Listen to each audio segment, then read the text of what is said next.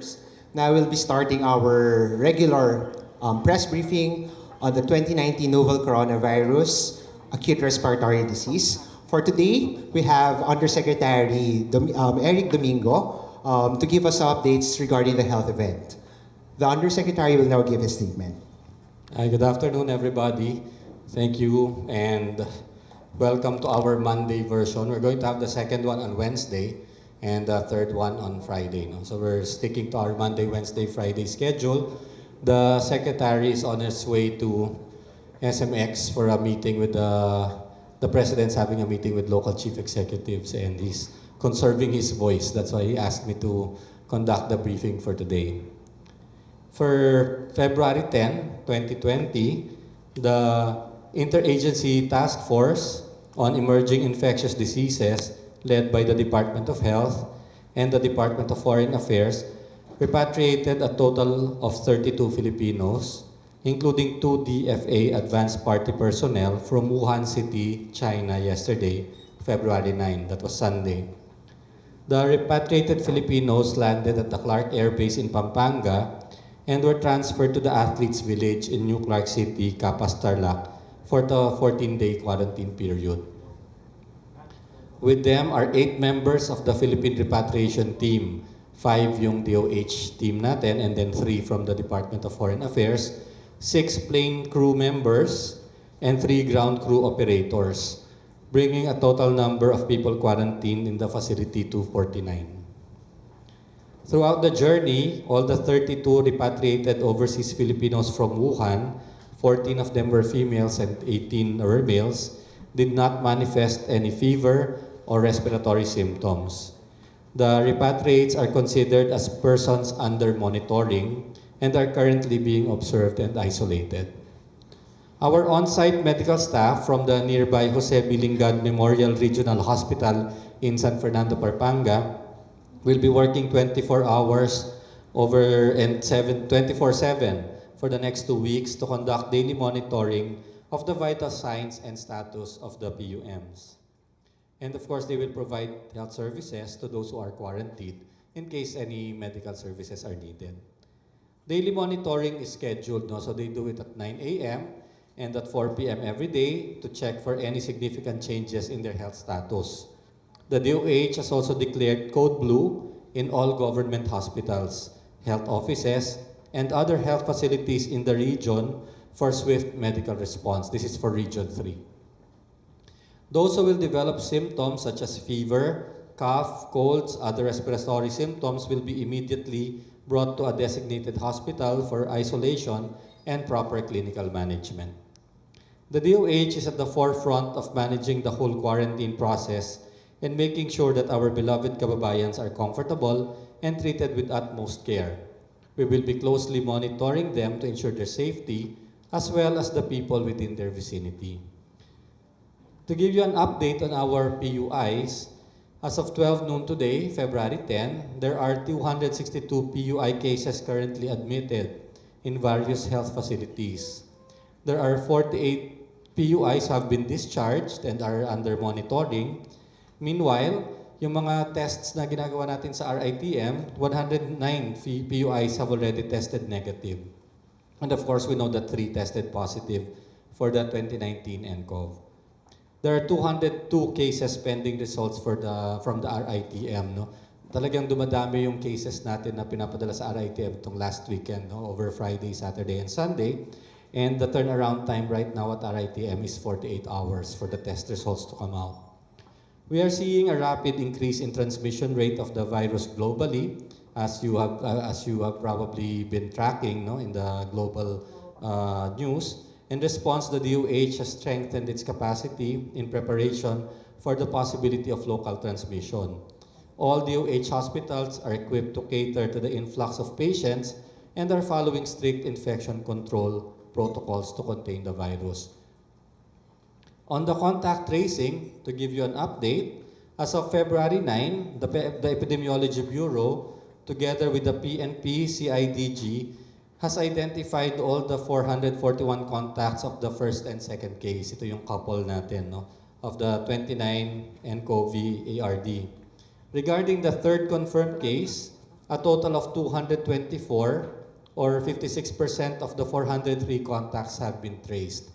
Ito yung third case natin na nakauwi na sa China, including co-passengers and individual contacts from hotels and hospitals.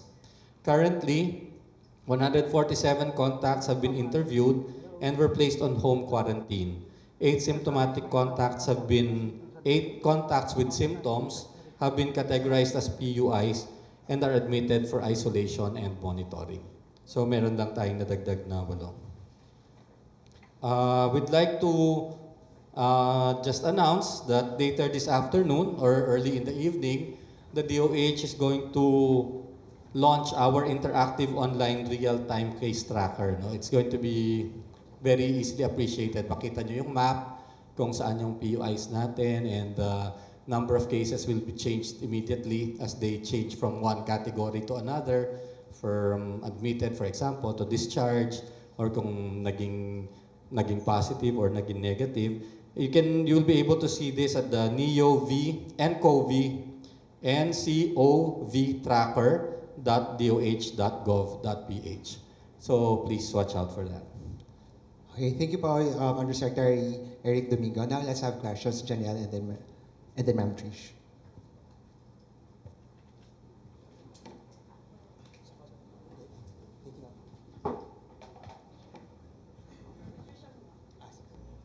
Hi, sir. Good morning. Sir, I'd just like to ask, because there are international media outlets reporting that nCoV is already airborne. Well, Do we have any confirmation about yeah, that? I did ask for information on this from the WHO office, and they said that there's nothing conclusive about it at this time. It's still being studied by the World Health Organization, but of course, precaution is still to be taken. But until we're given any hard evidence, right now the WHO has not classified it as an airborne infection.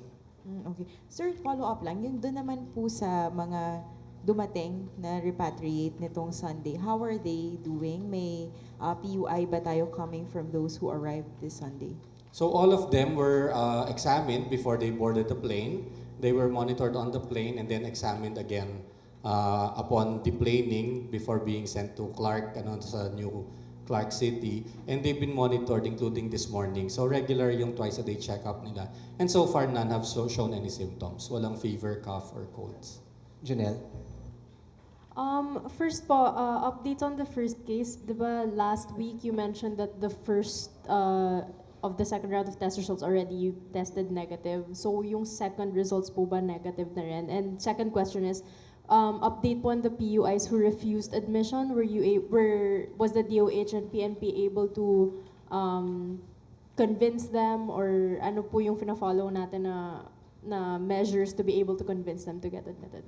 We're still about to get reports on the ones who have not been admitted. So we will update you on that on Wednesday. But for the first case has already tested negative twice and has in fact been discharged. Christine. Yes, ma'am. Thanks, sir.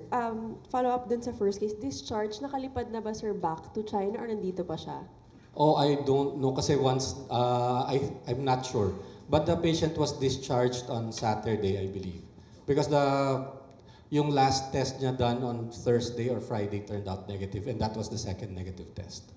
Sir, yung definition lang nung code blue, anong ibig sabihin nun for the region? And paano sila magpa-prepare? So when we say code blue, it means that half of the workforce, the health workforce, are on duty at any given time, and that we are ready to mobilize more if needed. This is really in response to the, of course, very unlikely eventuality that somebody would get sick doon sa mga naka-quarantine natin, and nakabantay din kasi we're also trying to help decrease the anxiety and the fear of the community. So we want to deploy some health workers in the communities a few kilometers away just to check on them and keep advising them. Sir Rafi? Yusek, Dr. Rabi has been clear in saying that it's not right to compare the numbers between SARS and nCoV, but we have seen that in just the span of 3 months, the statistics of nCoV has surpassed the 1 year statistics of SARS. So how can we reconcile this, sir? WHO is saying that it's not right to compare, but then we have this statistics going overboard. Yeah, but I think the stand of the WHO here is it bears some reflection kasi talagang when SARS happened, it was not recognized immediately and it was not sequenced within 2 weeks in the same way that this nCoV 2019 was sequenced and diagnosed immediately. So the timelines are completely different. Now, when we started recognizing SARS, we're probably a few months off na. As opposed to, for example, the nCoV 2019, when on the second week, we were able to diagnose them and identify the cases. So we really don't know yet how it will play out in the long term, but I think what's still clear is that even if we are gonna get more cases, this is still the fatality rate is still a lot less, no? Because of the recognized cases, mortalities go down to 2%, no? As opposed, for example, to SARS, where you have mortalities up to 10%. But of course, we're going to have to wait for a few more months to see up to where, to the extent of the spread of the infection will be. But we're clear that it's highly infectious. That's not a term that WHO still, they don't have enough data right now to say that it is more infectious than the other diseases. No? Parang the infection rate is still not as high, no, as other diseases. So they're not ready to make that conclusion. Aiko? Yusek, clarify lang po yung 5 chosen hospitals to monitor the quarantine facility. So doon po manggagaling yung mga health staff and health facilities para sa mga repatriates po natin. Sa ngayon, JP Lingad, yung health staff, kasi ito yung pinakamalaking hospital natin within the vicinity. So the JP Lingad staff are the ones who are there monitoring the cases.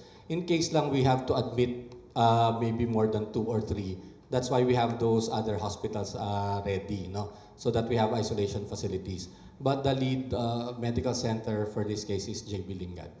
But just to let the public be informed po, kahit anong ospital, pwede po silang magpa-check, either private or public, to let them know kung mayroong halimbawa sintomas po sila ng coronavirus infection. If they have symptoms, they can go to any hospital. And any hospital, of course, second level, third level would have the capability to manage them and admit them if necessary. Kung wala namang symptoms, there's really no need to consult. Follow-up lang po on the PUIs po, Yusek. Meron na po ba tayong mga bagong regions na may PUI cases po as of this moment? Kasi may mga lumalabas na news, although hindi pa consolidated sa DOH, may mga kiniklaim po silang may PUI sa regions po nila. Well, actually kasi lahat ng regions meron na, no? Region 2 is Region 5, I'm sorry, Bicol region is the latest one without any, but all regions have at least one. News 5. And you will be able to see this in the tracker later when we put it up. Sir, can you confirm, meron daw pong mga naka-admit na PUI and PUM sa Viluna Hospital? I'm sorry, I don't have that much detail right now. Maybe we can check it for you later. Ma'am Sheila? Sir, are you in close coordination with the Private Hospitals Association? Kasi like PHAPI is saying, they can handle cases now, mga consultation, but when there's local transmission, hindi na nila kaya. Like one hospital daw, may mga 1 or 2 isolation rooms, good for 1 or 2 patients. Yeah, that's why yung field implementation team natin right now is mapping all the isolation facilities of all hospitals, not just the government and private. Because of course there's very few hospitals that would have a lot of isolation rooms like San Lazaro or RITM because these are specialized infectious disease hospitals. So most hospitals would probably have 1 or 2. And we will have to refer to those that would have room in case that we have a greater number of cases. Although the directive of the President for the regional hospitals and the government medical centers is to identify already possible wings or buildings within the hospital complex that will be dedicated to these cases in case the number increases. So may mga assistance ba? Like mga supplies sa mga private hospitals? No, the private hospitals, yung PhilHealth reimbursement ang pupunta doon. And of course, yung usually may health insurance kung may health insurance yung patient. Sa government hospitals, the DOH to the CHDs do support the government hospitals including LGU hospitals. Sir Jovic. Sir, in terms lang dun sa stocks natin ng face mask for our health workers, kasi sinasabi ng WHO over the weekend na yung global stocks nag-deplete na and insufficient na. Ano yung status for our health workers dito? Sa atin naman meron nag-deploy na rin tayo ng supplies right now no, ng PPEs, including N95 masks and hazmat suits. So far naman kasi talagang we've only had 3 confirmed cases. No? And of course, yung mga highly suspicious PUIs, maybe talagang very, very limited ang stocks natin. And we're concentrating them only in the medical centers that have admitted cases. The department is having a meeting right now with the supplier for N95, yung 3M, to see how we can collaborate to bring more stocks in or if they can donate some to us. But there's also this move now in Congress and the Senate to approve the supplemental budget of 2 billion pesos. And that will be used really in particularly to buy protective personal equipment para siguraduhin natin na pag dumami yung pasyente that we have enough supplies. So for now, yung supplies po natin is enough for Yes, how for many now, weeks pa yung... kasya pa naman. Ang tingin natin it will last for a month kasi we distributed it all over all the regions. Meron naman tayo pa but we will need to secure in case we get more patients. For the public use, ano ba talaga yung directive ng government? Because DOH is saying na para dun sa mga healthy, hindi naman kailangan ng face mask. Pero si LTFRB ang sinasabi ay dapat lahat ng drivers merong face mask and they face penalty kapag hindi sila magsuot. Well, yung driver, yung kasing the usual public us, no, walking around, for example, in the outdoors or in the mall, or working in an office that's not too crowded, pwede talagang hindi mag-face mask. But we always advocate if you go into a more crowded area, di ba? And that includes yung siyempre yung mga public utility vehicles. Siyempre yung halimbawa sa LRT, MRT na siksikan, tapos may umuubo, then it might be useful to wear a mask, of course, with your strict hand washing regularly.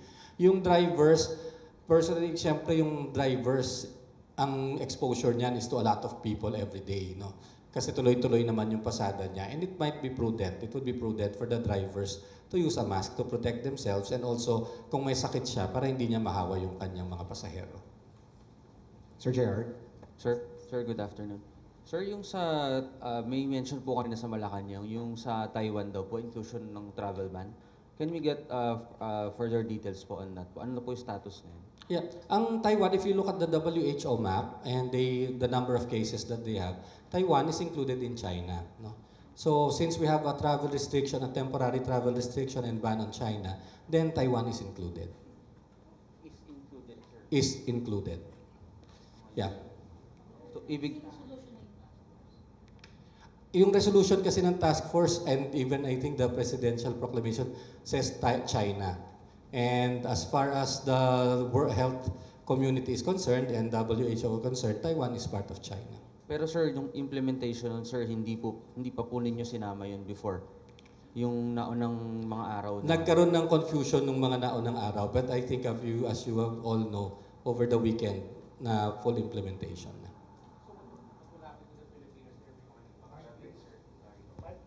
May mga nagbakasyon po ngayon, sir, Yeah. sa Taiwan. Well, So, in the same wala- way that what happened to we're still accepting flights from China and we're letting people down if they are Filipinos or permanent residents. Sir, yung ano po, are you in the talks or is it in the pipeline to have a second batch of repatriation? Because Not right now. I don't think there's any plan right now. The interagency task force is set to meet on Wednesday, and I think those are 2 topics that they will discuss, no? Yung siguro possible repatriation and of course some yung sa nuances nung ban sa China. Dun po sa report na may 5 na daw po na in total yung mga nag-positive po doon po sa na Pinoy po doon po sa Diamond Princess cruise ship. Ano po yung ginagawa natin coordination po? Ang rule kasi is that if a boat, no, itong cruise ship, for example, is in your waters and there are people sick, the country that yung territory ng country na yon, the country will take care and manage those who are sick or injured. So in this case, all of them are now in Japan and being treated.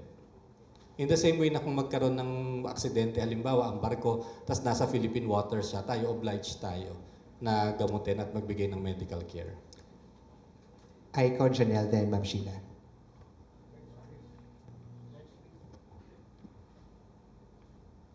Yusek, regarding lang po dun sa mga naiwan po na Filipinos doon sa Wuhan City, first report was 56 pero ang nakauwi lang po is 30. Do we have any reasons po or natanggap na information why they backed out sa pagbiyahe po? Yung iba daw nagbago ng isip, no, and they decided to stay, and some of them naman have families already in in China na hindi Filipino citizens. Ang natin kasi, ang ating policy, ang makakabalik lang from China and territories would be Filipino citizens coming here. So some of them opted. But ang report natin is that nobody came to the airport showing signs and symptoms and was barred from taking the plane. Lahat ng dumating were healthy and were allowed on the plane. Those who stayed decided to stay. Meron pong last week po yung sinabi ng Kappa Starlock na kapag ka daw po may second batch ng repatriates from Wuhan, they would still oppose on it. Ano na po yung measures ng DOH? Although kayo po yung lead agency, wala naman po sigurong jurisdiction ang municipality of Kappa Starlock, whether that happens. Well, what we're doing now is really making sure that to show them that there's no risk for the community. This community is very, very far, and I'm sure they witnessed how it happened, how the disembarking, and then yung transportation from the airport to the facility. Talagang wala namang way na mag-expose ang anybody. And of course now, the facility is being manned by a team, and we're also having people, we want our medical workers to go around the communities to assure everybody that there's no risk. And wala pa naman at this time any plan for a second repatriation. Janelle? Yusek, is it accurate to say that the first and third confirmed cases have recovered for 29 and Yes, they were positive at the start and then negative by the time they were sent Okay, so home. they've recovered, no They've symptoms na recovered and talaga. cleared the virus. Okay, and also, yung tungkol po dun sa Taiwan ulit, medyo magulo. Kasi sabi po kanina sa the laging handa briefing at Malacanang, it's still being discussed and it's a resolution that will be decided by the end of today. I think they're calling the interagency task force on Wednesday. I believe that there's some, parang Taiwan's asking for some reconsideration. No? If they give proof to show that there's some safety, then siguro yun yung i-discuss. But as of now, as a part of the restriction of travel from China, Taiwan is included. But then you said that there was some confusion at first. So when did we start imposing that ban on Taiwan as well? I believe late last week. Late last week. Okay. So it wasn't part of the initial, yung unang Yeah, labas oo. Parang yung iba naguluhan yung ibang authorities. If they were, I think no, that some flights were able to come in. Okay. But by late last week, it was cleared that the policy is that Taiwan is included. By naguluhan, sino po yung naguluhan? BOQ, BI, or? Parang lahat. No? Okay. Oo. Okay, but as per DOH, talagang kasama ang Taiwan. Yes, kasi when we ask WHO very, very clearly, they always refer to just one China, no? And Taiwan is included, even in their official reports. Okay. Clarification, kailan magi-start yung implementation ng ban sa Taiwan? After the task force? Hindi, ngayon, kasama na siya sa ban ngayon. As in, kailan po nag-take effect? May mga na-restrict na pumasok? Yes, I believe since Friday, Saturday, Sunday, parang nagkaroon na ng mga restrictions, and especially ngayong yung Sunday and Monday.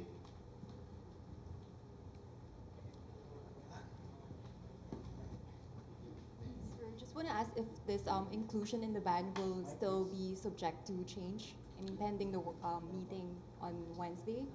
I think there's some data that Taiwan wants to submit and some protocols that they are doing and might be considered on Wednesday. So it's not final yet? It is enforced now.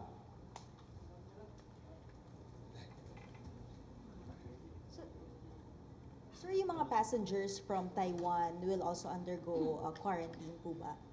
It will be exactly the same, no, as people coming from China, Hong Kong, or Macau, no, and Filipinos coming back are the only ones that will be allowed in. Filipinos and permanent residents.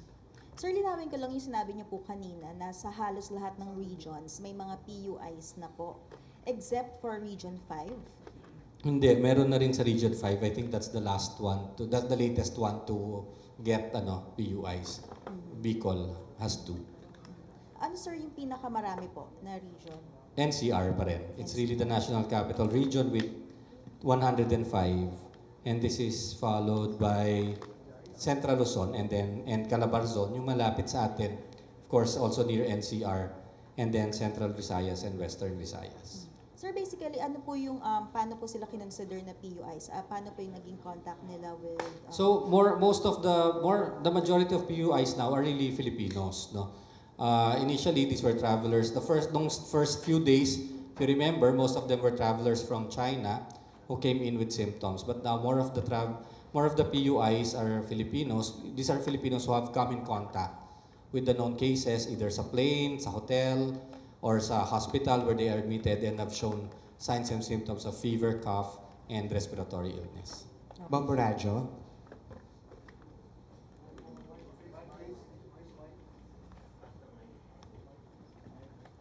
Good afternoon, Yusek. Meron po bang reaction ng DOH? Kasi meron pong interview kanina kay Tarlac Governor Susan Yap na sinabi niya hindi daw po na-consider yung presence ng LGU nung may meeting ang DOH ng Friday regarding sa mga darating na repatriated Pinoys from Wuhan. Yeah, well, I think naman the Secretary has made an effort to reach out to the LGU and to reassure them na although we are thinking, of course, of the national interest, but the interest of the local government unit will be taken into consideration in all of our preparations. We will make sure that there's no risk to the population of Capas and Tarlac as a whole, and that we will continue monitoring and make sure that there's no risk. Thank you po. Sir Rafi.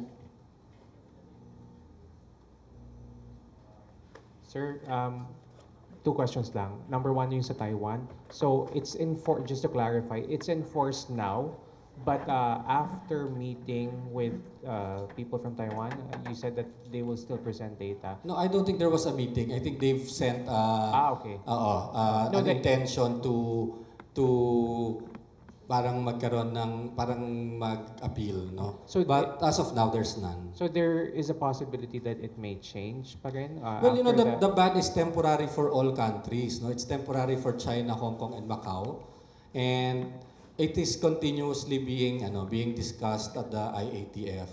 So it's not a permanent ban, no? It's a very temporary restriction and ban on air traffic. So every time they meet, they reassess the situation, and it can of course be changed for the countries. Okay. Sir, yung update sa disposal of the body of the second PUI who perished. Second PUI, I'm sorry, I'm not, I have to ask. Maybe I can update you on Wednesday. Ito yung patient yung second patient who died of pneumonia, no? Last question po. I will update you on Wednesday.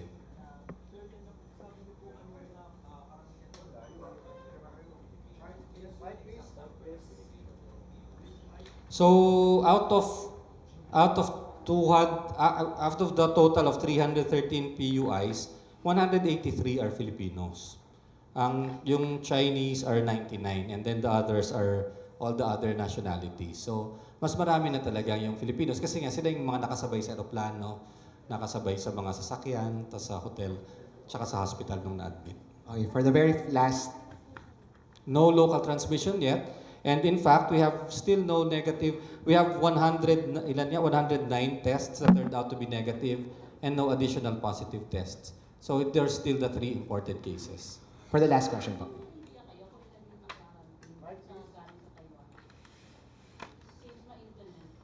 I don't have that data yet, Sheila. Maybe we'll, kasi we don't segregate it, eh.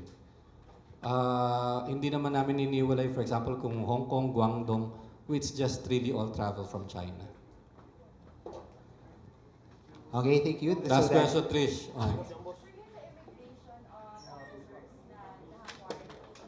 We're still no, not immigrate. Ito yung ano, we're still verifying that report of 13 immigration officers. I also heard that, but we're still verifying that report. Sa mga naka-quarantine sa loob ng Clark, there are no immigration officers. There was no contact with immigration. Okay, thank you very much. So that concludes.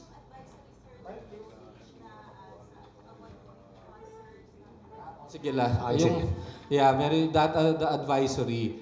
The advisory was really directed at mass public gatherings that are very difficult to control. No? For example, concerts na maraming tao, tas masikip, tas hindi naman natin alam kung sino yung mga nandun, or mga big prayer rallies, or big mass gatherings. So the DOH recommends to maybe postpone or cancel these events. But for example, of course, gatherings na mga well-controlled naman and you can take precautionary measures, you can always push through with them.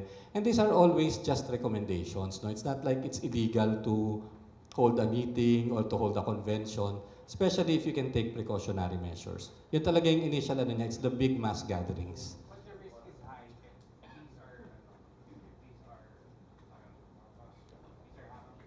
Well, you know, kasi yung talagang very close contact, we all know that the known transmission is droplet and close contact. And when people are together and you don't know where everybody came from or if anybody has any illness, there's always that risk. And it's greater pag mas magkakadikit at saka mas kulang tayo ng precautionary measures. Iba naman yung convention, halimbawa ng mga nurse o ng mga doktor na pwede silang maglagay ng mga dispenser ng hand sanitizer, and then of course yung mga nakaupo naman sila na hindi naman masyadong masisikip. Okay, thank you very much. So that concludes our Monday press briefing.